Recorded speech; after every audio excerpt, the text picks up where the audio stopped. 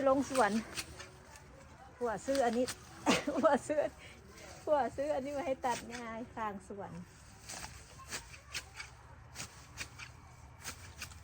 แม่พี่น้องนะพี่น้องว่าเฮาแบบนี้แม่ย่าเฮาพี่บ้าตักใต้กับว่าบทตัดนี่แม่เนาะ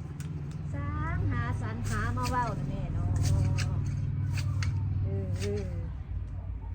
เนาะบ้านเช่าเฮานี่นะแม่เนาะมันบ่มีปัญญาเนาะแม่เนาะเฮามีปัญญาเศร้านะแม่เนาะโอ้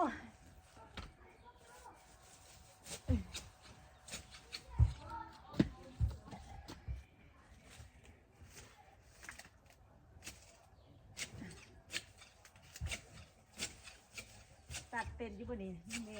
เอาไว้ทำคอนเทนต์มื้อหน้าเด้อแม่พอโอ้ยปวดแขน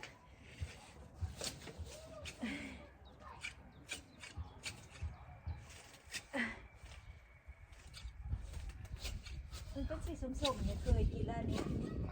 เอาไปกินลองมั้งเคยไปกินที่ร้านอาหารไทยเป็นสีส้มๆโอ้ยหนาวบ่ไหวไปเข้าห้องกันเข้าบ้านก่อนโอ้ยบ่ไหวโอ้ยหนาวขี้ข้านละโอ้ยหนาว